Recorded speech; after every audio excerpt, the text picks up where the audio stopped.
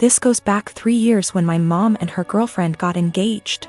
My mom put in so much time and energy into organizing this wedding and was so excited. She sent out invites to all our family members for months in advance, and almost everyone confirmed they would be going. Barely a week before the wedding, she received several messages from aunts and uncles who said they won't be going because they had other commitments, despite confirming they'd be there months prior. One of my aunts, my grandma's sister, confronted my mom and said many weren't going because they still didn't agree with the fact that she was marrying a woman, including herself, because it went against her Christian views. Meanwhile, my hardcore Christian grandma was more than happy to walk my mom down the aisle. This upset my mom, but she tried not to let it ruin her wedding. I, however, was furious. Only my grandma, my mom's sister, a few cousins, and another aunt attended the wedding, while my stepmom's entire family came. What really pissed me off was that 2 weeks later, my cousin who lives in a totally different state celebrated her sweet 16, and everyone who made excuses about not going to my mom's wedding made the journey all the way over there and posted pictures all over Facebook. It really broke my mom's heart and just felt like salt in the wound. I swore then that when I got married, everyone who did not show up to my mom's wedding would not be invited to mine. Fast forward to now, me and my girlfriend of 2 years got married first week of March, and I kept my word. The only ones we invited to our wedding was the family that did go to my mom's, and one other aunt who did have a good reason for not being there at the time because she was recovering from surgery. I wanted to clarify that I am in fact a guy. We even invited my stepmom's family too. Obviously my other family members found out and expressed their hurt over not being invited. I called them all out and said if they had a problem with my mom for being who she is, then they had a problem with me, and I wouldn't let toxic people be a part of a special day for me and my wife. My wife stood behind my decision, as did my mom. That still doesn't seem to stop them from thinking it was a move and are turning it into a whole family drama because they think it was unfair to punish them for simply believing in something different. Wow, thank you so much for all the love and support, everyone. Been with Stephanie for a little over 3 years.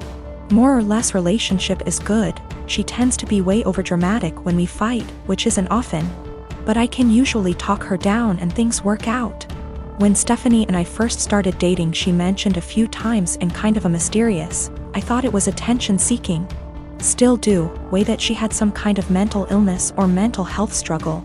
Eventually, probably 2 or 3 months in, she came out and told me in a really serious conversation that she has body dysmorphia and thinks she's obese and hates herself for it. Now let me be clear, I love her the way she is, wouldn't change a thing. I don't mind her weight whatsoever. But even when she said it initially, I almost thought it was a joke. Stephanie is obese. I'm not good at guessing weight, and she's never told me her weight, but I know she's 5 feet 4 inches and a size 22 in pants. She's by all standards obese. I don't mind it at all. I'm attracted to her. I think she's beautiful. I would never ask her to change a thing. It didn't come up again for a while, but last fall she took a psychology course for her college degree and they talked about mental illness, and it came back up. She came in one night almost happy, in a weird way, saying that she understands everything that's wrong with her because they talked about BD in class and it all makes sense. She has never been diagnosed by a medical professional and can't see a doctor for lack of health insurance. Ever since then, she talks about it a lot. I'm not one to poke at people just to poke, so I just let it be. But she talks about it all the time. She blames arguments we have on her BD. She uses it as an excuse to eat poorly and not take care of herself, because she is straight up convinced that she is smaller than she is and that the person she sees in the mirror is a dysmorphic situation. She is part of an online BD support group and talks openly to me about how she's met people who finally understand her, and she gives them advice and guidance based on her struggle with BD. She's pointed to actresses like Mindy Kaling and compared the actress's body to her actual body versus BD body, and says it's nice to see herself represented on screen. No offense intended to my girlfriend, but that's not her body type. She is much bigger than that. I'm getting to the point where I don't know what to do. She uses it as an excuse for all her behavior. I honestly don't know if she truly thinks she has BD or if she just uses it to justify herself. When we first moved in together, she would cover all the sizes on the tags of her clothes with Sharpie so I wouldn't see them. She's since stopped doing that, or only does it when she remembers. But it made me think she might be aware of her size and just tries to pretend she has BD so no one can talk to her about it. I know this is a weird situation. I'd like to get her or us into counseling, but she doesn't have insurance and goes to a community college that doesn't offer student mental health services. I'm not sure what to do. I am a 28 years old male, my partner, woman 34 years old, and I have been together for 5 years. She has a daughter, she's 8, from a previous relationship. Right off the bat, it was made known I had fertility issues and likely wouldn't ever be able to father a child. I moved slow in the relationship, although I had fallen in love with her fast. When things got serious, I overheard her telling her sister she was concerned that I might be an aggressive type person because of the amount of scars I have. I didn't want her scared away, so I told her I had a bad childhood and left it at that. A little over 2 years into our relationship, I felt somewhat comfortable opening up, and for the first time I told her exactly why I'm infertile, which is a direct result of an injury I suffered due to trauma as a child. She was really empathetic, and I was just thankful I had found the one I want to spend my life with that also came with a kid I adore. Fast forward to last summer. My partner and her friend decided to play an impromptu prank on me. I came home from work. There were multiple positive pregnancy tests in the bathroom. My partner announced she was pregnant. I started freaking out. A happy freak out cause I thought I had hit the lottery with the slim to none chance I have. They both started laughing. The tests were from the friend and not my partner. I was pretty much devastated and felt really let down that my partner would actually pull a prank like that. At first she was shocked by my reaction and said, "I thought you'd know it was a joke considering your circumstances." She ended up apologizing after realizing how hurt I was. 3 weeks ago she arranged a huge dinner with her entire family at our house. She had us play this stupid mystery game and ultimately announced to everyone she's pregnant. Her mother and sisters were deliriously happy. Immediately I got pissed thinking this was yet another prank, so I showed absolutely no emotions, which everyone caught on to. I said to my partner, "Either you're just mentally disturbed or you're cheating." That's pretty much when all hell broke loose. My partner's POV is that she was sincerely apologetic about the prank, and I should know her well enough to not think she'd ever pull that stunt again.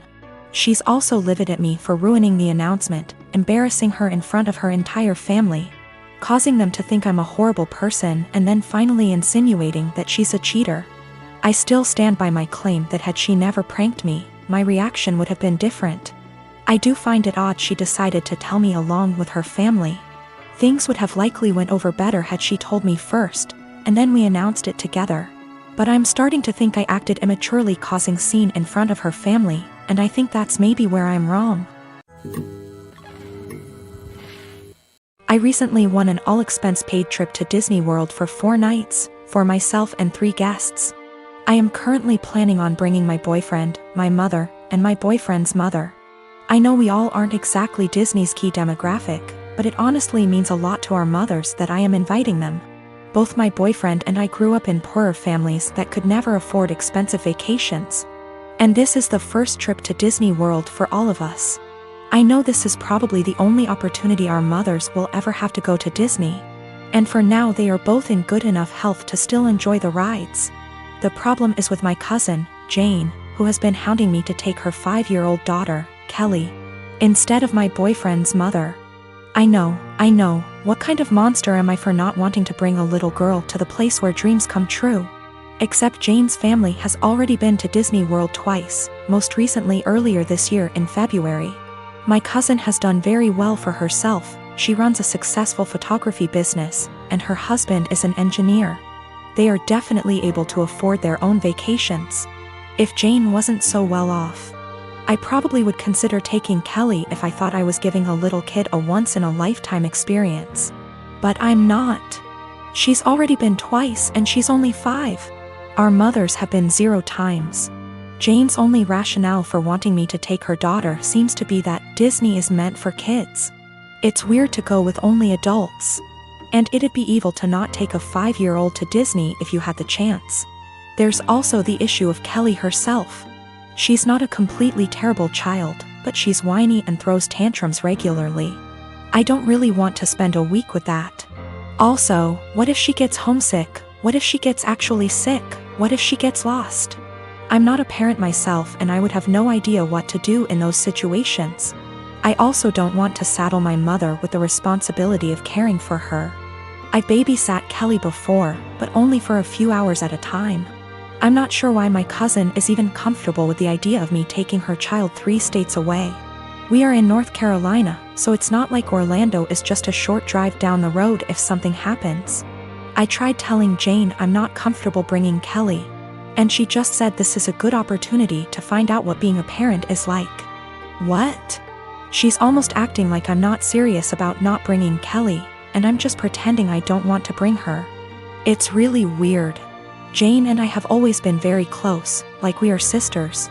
And I'm afraid this has the potential to ruin our relationship once it comes to a head.